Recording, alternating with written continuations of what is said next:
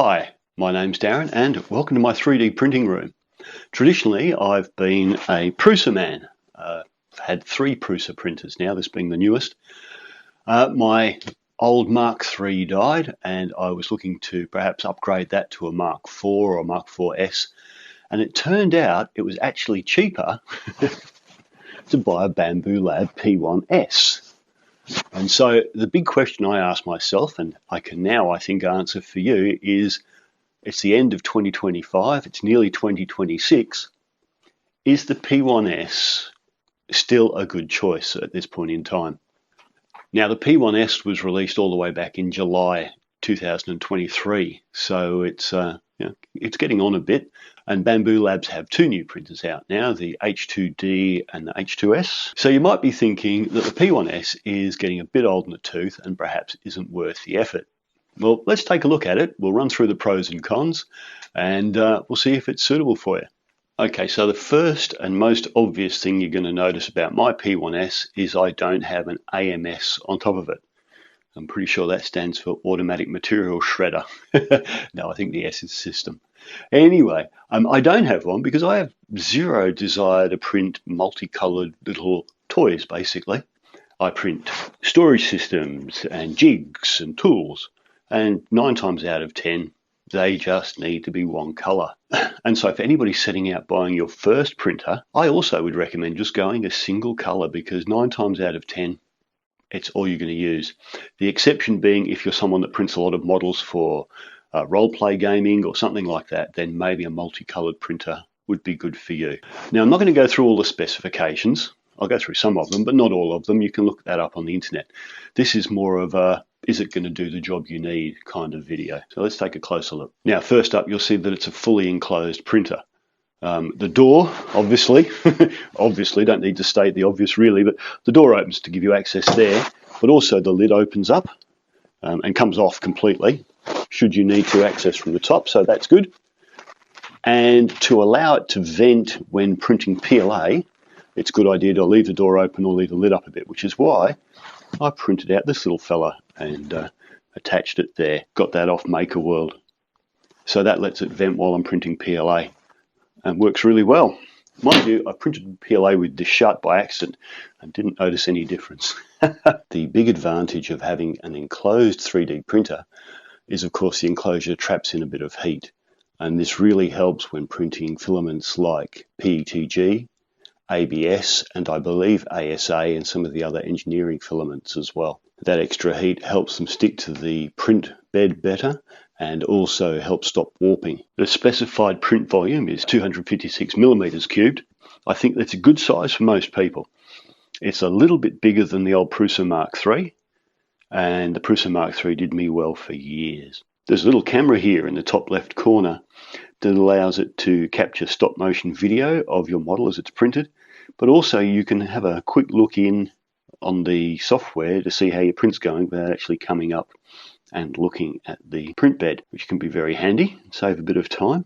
So as you can see, you can check in on the printer as it's printing. This is just laying down a bit of support material at the moment, so nothing exciting to see there. It's a good way to check on your print as it's going. Sure, it could be a bit smoother, but this is good enough. Another pro with the P1S, and while it is getting more and more common these days, it certainly wasn't the case back in the day. We've got an auto leveling bed, which is very nice. And this textured build plate is fantastic. Not only does it leave a nice texture on the base of your prints, it grips really well. It'll print PLA, PETG, ABS, and I believe TPU, though I've not tried that myself, not yet anyway. It's flexible, obviously, so you can remove your prints the easy way without having to scrape them off with a scraper. Again, that's more common these days to have a flexible build plate, but it's really nice to have. I would go as far as to say it's actually better than the one that came on the Mark III, which is a smooth PEI sheet. Now, I've had the printer for over 2 weeks and I've used it a lot. I would say more than most people would use their printers in 2 months. It's just nature of the beast. And I've really only found 3 cons, and 2 of them are around the back here. And one of them's only a minor thing and I easily worked around it, but we're going to have to go in a bit closer so you can see. So I'm going to have to go handheld. Bear with.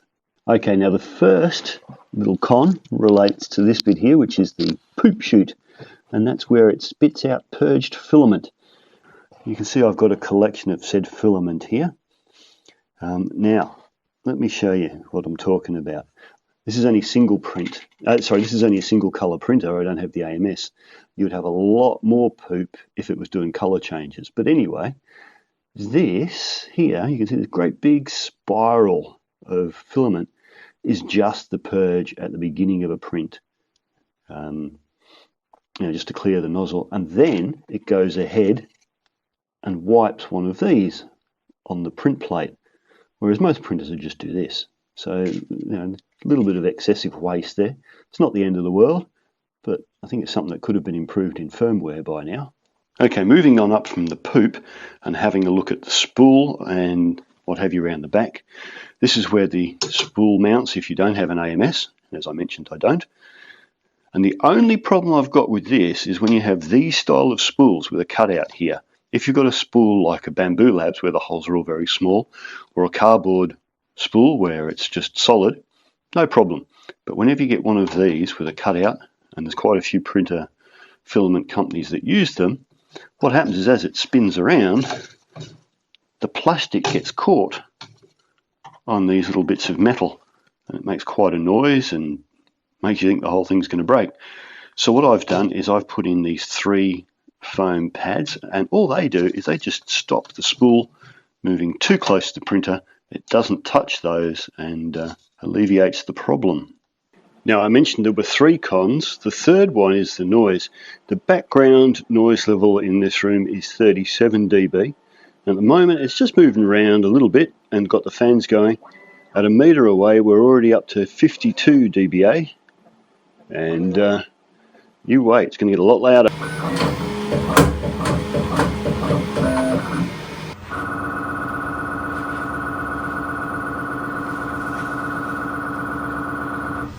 Although it was only brief, we've already peaked at 84. This should give you an idea of the print quality it's capable of, and this is at 0.2 layer height. You can actually go finer than that, but I usually use 0.2 on this fella. And look, it's really good quality print. You can see the textured finish off the PEI build plate on the bottoms here. And just the level of detail and nice neat edges is exceptional. It's really good. And then there's this. What I've done here is printed myself up a 6mm drill bushing out of ABS because I only had the 2 of them. Now this is a little bit shiny looking because I have got some silicone lubricant on it, so it won't become bound inside that jig there. So I printed this guide bushing at 0.12mm, so very fine detail, and you can see, look at that thread, that has come out really nicely. So definitely a pro of the P1S is its print quality. So in conclusion, is this printer still relevant, even though we're coming towards 2026? And my answer is yes. It's a well-designed, well-built printer that still outshines a lot of what's on the market. It's got a decent sized print capacity. It does beautiful fine detail prints. It prints quickly. It's got Wi-Fi access, so you don't have to do the USB shuffle. It's reasonably well priced. So yes, absolutely, I would recommend this to all sorts of people. If you're looking for a first printer, absolutely. If you've got a really good printer and you're looking for a second printer, grab it, it's great. And while there are a few cons, I don't think they're deal breakers. The problem with the spools clicking on the back was easily ameliorated. The noise, shut the door, that's what I do. Keeps the noise contained in this room. The poop, it is what it is. It's not a huge amount of filament you're wasting, but I think the fact that the build plate grips so well will actually stop you enough failures to compensate for the poop. And I genuinely believe that. So look, if you're thinking of getting one, I do recommend it. Basically, the only people I wouldn't recommend this to are people who are looking for a larger print volume, something in line with the XL, for example. But I'd say most people, the print size on this is going to be fine. Anyway, hope that's been of some use. Have a great day, and I will catch you in the next video. Bye for now.